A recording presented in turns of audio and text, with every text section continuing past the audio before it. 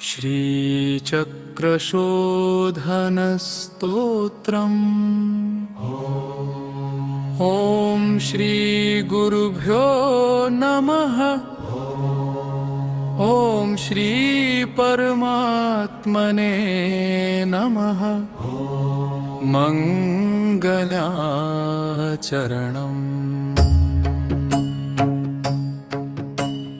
ॐ नमः परमज्योतिषे परब्रह्मस्वरूपिणे, येन चक्राणि सर्वाणि शुद्धभावं प्रपद्यते।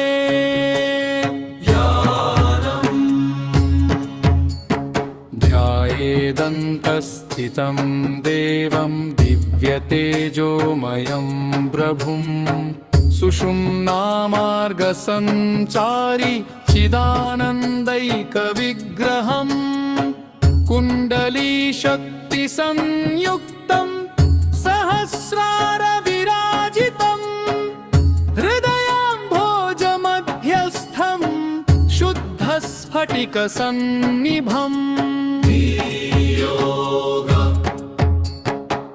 अस्य श्रीचक्रशोधनस्तोत्रस्य परमात्मा ऋषिः अनुष्टुप् छन्दः।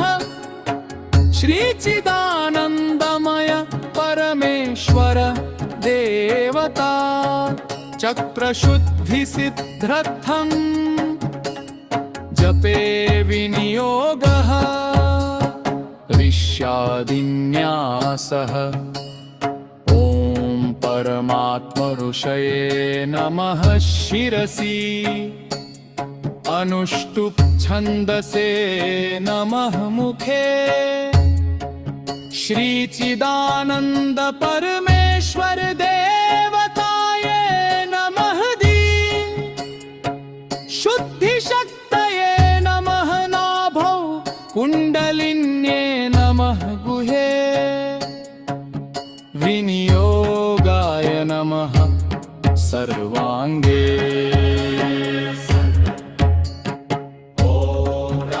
अंगुष्ठाभ्यां नमः, ह्रीतर्जनीभ्यां नमः, भ्रूमध्यमाभ्यां नमः, ह्रैननामिकाभ्यां नमः, ह्रौकनिष्ठिकाभ्यां नमः, करतलकरपृष्ठाभ्यां नमः। अङ्कन्यास। ॐ रां हृदयाय नमः, ह्रीं शिरसे स्वाहा, ह्रूं शिखायै वशत्, ह्रैं कवचाय हुं, ह्रौं नेत्रत्रयाय वौषट्, अस्त्राय फट्। अर्गया शुद्धिं देहि महाशक्ते, चक्रबन्धान् विमोचय, प्रबोधय परां शक्तिं चिदानन्दप्रदायिनी। कीलकम् अहङ्कारमलं घोरं संशयग्रन्थिबन्धनम्, त्वत्प्रसादेन नश्येत कीलकं मोचय प्रभो। कुञ्जिका। ह्रीं श्रीं क्लीं पराशक्ते चक्रद्वार प्रबोधिनी, अन्तर्मार्गं प्रकाशय स्वात्मानन्दप्रदायिनी। स्तोत्रम्। नमस्ते योगमाये त्वं मूलदीपप्रकाशिनी, अविद्यान्धतमो भेत्री चेतसशुद्धिकारिणी। स्वाधिष्ठानस्थिते देवी भावसिन्धुविशोधिनी, वासनाजालसंहर्त्री निर्मलानन्ददायिनी। मणिपूरज्ज्वलद्रूपे तेजोराशिविवर्धिनी, दौर्बल्यं दह दह तव धैर्यलक्ष्मी प्रदायिनी। अनाहतनिवासिन्यै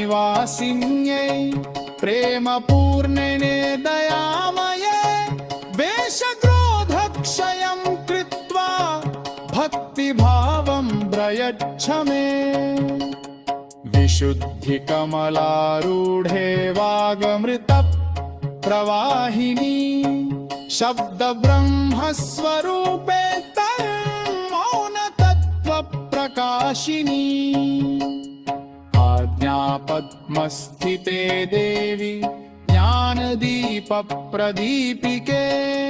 भेदबुद्धिं विनिर्दह्य एकतत्त्वं प्रकाशय सहस्राराम्बुजावासे परमानन्दविग्रहे चक्रशुद्धिं विधायाशु ब्रह्मभावं प्रयच्छ मे फलश्रुति यः श्रद्धा पठेन्नित्यं शुद्धभावसमन्वितः तस्य चक्राणि विशुद्धानि शुच्चित्तं ब्रह्मणि लीयते इति श्रीचक्रशोधनस्तोत्रं सम्पूर्णम्।